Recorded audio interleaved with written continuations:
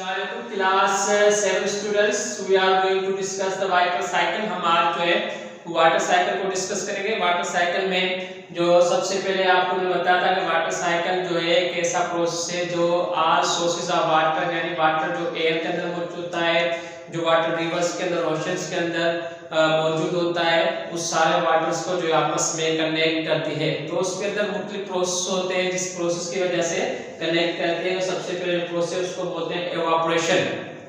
आपने एक रोजमर्रा जिंदगी के अंदर एक मिसाल देखी होगी कि आप लोग क्या करते हैं, घर के अंदर जो है वो कपड़े वगैरह धो के उसको हम जब छत पे रखते हैं तो कुछ देर के बाद वो कपड़े जो है वो सूख जाते हैं। सूख जाने के बाद आपने सोचा होगा कि ये पानी जो है जो मौजूद था, जो कपड़ा गीला था, सूख गया, तो पानी कहाँ गया।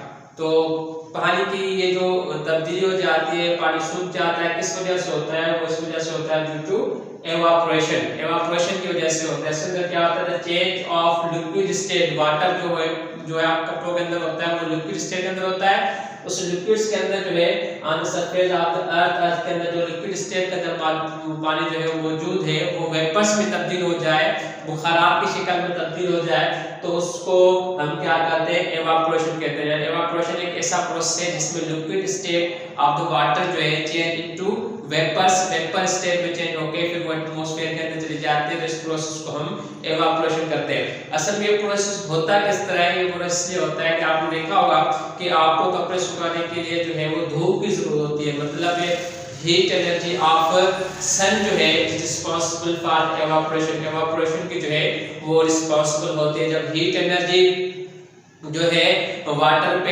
पड़ती है तो वाटर के जो है वार्म अप होता है, मॉलिक्यूल्स की जो है वो काइनेटिक एनर्जी बढ़ती है। काइनेटिक एनर्जी बढ़ने के बाद वो सरफेस ऑफ द अर्थ पे उसको लीव करते हैं और एटमॉस्फेयर में आते हैं। तो इसी किस्म के प्रोसेस को जो है हम एवापोरेशन करते हैं। अब एवापोरेशन के अंदर क्या होता है? 90% ऑफ द मॉइस्चर जो है, जो एटमॉस्फेयर के अंदर मॉइस्चर है, नमी है, जो वो 90% जो है वो एवापोरेशन की वजह से होती है। अब एवापोरेशन सिर्फ liquid state of the water के अंदर, सरफेस के अंदर जो वाटर बॉडीज है, रिवर्स की सूरत में, ओशंस की सूरत में या लेक्स की सूरत में, सिर्फ उसमें नहीं होती।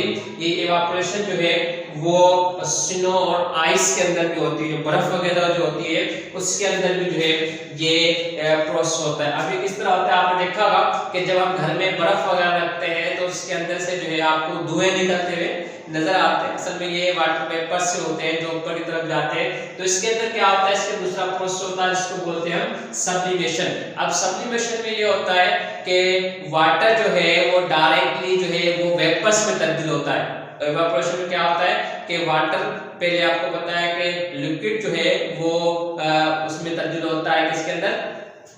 आपके जो है वेपर्स में। यहाँ पे जो वाटर की सॉलिड फॉर्म यानी आइस जो है, स्नो जो है सॉलिड फॉर्म है, ये सॉलिड फॉर्म जो है वाटर की वो डायरेक्टली चेंज हो जाती है वेपर्स के अंदर। तो इसी प्रोसेस को हम सब्लिमेशन कहते हैं। यानी जो आपको धुआं निकलता नजर आता है बर्फ में से, तो ये डायरेक्टली जो है वो गैसेस में तब्दील होती है। इस प्रोसेस को हम सब्लिमेशन कहते हैं। दूसरा ये जो एवापोरेशन होती है, जो वाटर में मॉइस्चर आता है उसके अंदर दूसरा ट्रांसपायरेशन होती है। ट्रांसपायरेशन के अंदर क्या आता है? Evaporation due to stomata of plants के जो लीव्स होते हैं उसके अंदर जो स्टोमेटा आता है, स्टोमेटा से जो है वाटर जो है वाटर वेपर्स की सूरत में एटमॉस्फेयर में शामिल होते हैं। ये ट्रांसपायरेशन जो है वो बहुत अहम रोल अदा करती है, क्योंकि जब ट्रांसपायरेशन होती है तो वाटर की मिकदार जो है वो लीव्स में कम हो जाती है, तो एक फोर्स क्रिएट होती है। उस फोर्स से क्या होता है? वाटर जो है वो एब्जॉर्ब होता है मिनरल और दूसरे जो है फूड न्यूट्रिएंट्स जो है वो सोइल की सूरत में जो है सोइल से जो है एब्जॉर्ब होकर रूट से फिर लीव्स में आते हैं। फिर लीव्स में आने के बाद उसमें जो एक्सेस अमाउंट वाटर होता है फिर वाटर जो है वो ट्रांसपायर हो जाता है। ये ट्रांसपायरेशन जो है वो कूलिंग इफेक्ट भी क्रिएट करती है प्लांट्स के ऊपर, प्लांट्स को ठंड पहुंचाती है जिससे प्लांट जो है वो हीट से महफूज रहते हैं। ये जो है ट्रांसपायरेशन होती है। उसके बाद एक दूसरा यहाँ पे टर्म यूज किया गया है जिसको कहा गया एवा ट्रांसपायरेशन।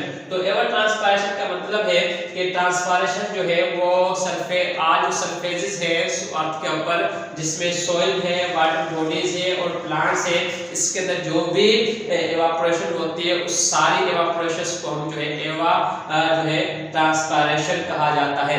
तो इस ट्रांसपायरेशन प्रोसेस के दौरान जो है ये आप समझे कि वाटर जो है वो गैसेस की सूरत में जो है वो कन्वर्ट होता है और एटमॉस्फेयर के अंदर जो है चला जाता है। ये किस वजह से होता है? Due to increase in heat. Heat की वजह से टेम्परेचर जब इंक्रीज होता है, जब टेम्परेचर इंक्रीज होगा तो क्या होगा कि वाटर वार्म अप होगा, वार्म अप होने के बाद वो वेपर्स की सूरत में आके एटमॉस्फेयर में चला जाएगा। चलिए उसके बाद जो नेक्स्ट प्रोसेस है वो है कंडेंसेशन।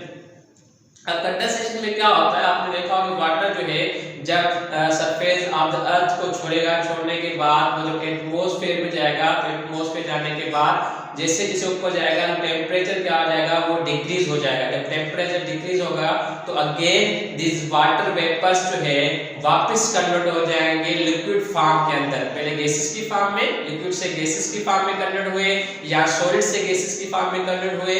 कन्वर्ट होने के बाद ये जब अपर टेम्परेचर जो है वो लो हो गया तो again back they convert into liquid form. So this process is known as condensation. Conversion of water vapours into liquid is called condensation. Condensation जो है ऐसा प्रोसेस जिसमें जो वाटर वेपर्स है वो वापस जो है वो लिक्विड में कन्वर्ट हो जाते हैं। तो जब वो कन्वर्ट हो जाएंगे तो फिर क्या होगा? जैसे ऊपर जाएंगे तो वाटर मॉलिक्यूल्स क्या करेंगे? ये वाटर मॉलिक्यूल्स जो है डस्ट पार्टिकल्स एयर के अंदर मौजूद हैं, जो स्मोक मौजूद है उनके साथ कंबाइन होंगे। कंबाइन होने के बाद वो फॉर्म करेंगे क्लाउड्स। इस तरह जो है वो क्लाउड्स बनेंगे यानी बादल बनेंगे।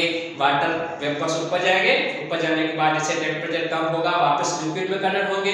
लिक्विड में कन्वर्ट होने के बाद वहां पे जो डस्ट पार्टिकल्स है और स्मोक है उनके साथ कंबाइन होंगे और अगेन जो है वो क्लाउड्स बनाएंगे। फिर वो क्लाउड मूव करेंगे और जो है वो बारिश की सूरत में जमीन पर गिरेंगे। जब ये प्रोसेस जो है नेक्स्ट इंशाअल्लाह प्रेसिपिटेशन उसको डिस्कस करेंगे। तो आज हमने दो डिफरेंट प्रोसेस जो है वाटर साइकिल्स के अंदर इन्वॉल्व होते हैं, इवापोरेशन और कंडेंसेशन, उसको डिस्कस किया।